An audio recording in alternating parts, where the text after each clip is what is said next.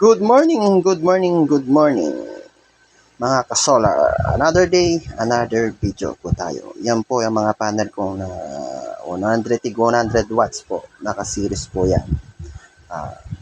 Sa SNRE po yung controller niya. At yung mga dalawang yan, 550 tsaka 620, pinag-series ko po yan. Sa Demoda inverter po yan. Ngayon pong araw nito, mag-iinis po tayo ng panel.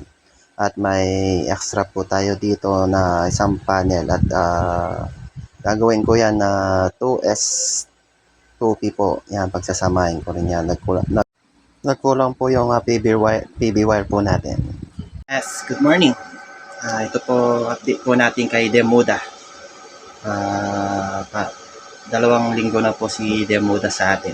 Yan. Ito po yung update po natin kay Demoda. Ngayon po, ito si Demoda, nag-charge lang po siya ngayon. Pinatay ko yung inverter niya, charging lang po siya ngayon. Ito po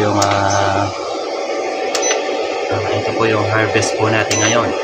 Sa isang 550 tsaka isang 620 pinag-series ko, pinagsama ko na yan.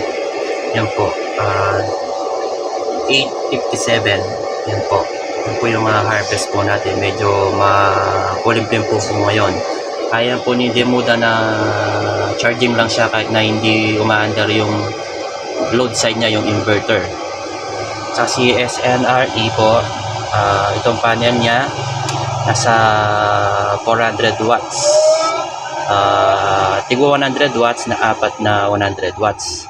2P 2S. Yung pong series po natin. Kaya itong voltage na yung PB natin nasa 33 volts, 0.6 po volts. Yan.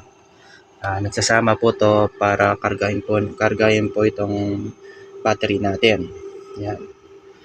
Ito, medyo magulo pa po yung wiring natin dito pero hindi pa siya ganong finish.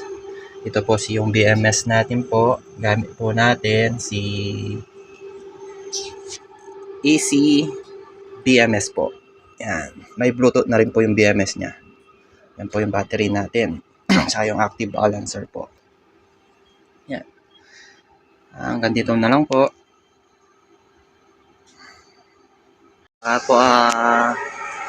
Mag-comment na lang po kayo sa baba po kung gusto nyo po kung ano po ang parameter po natin dito. Setting kay Demoda.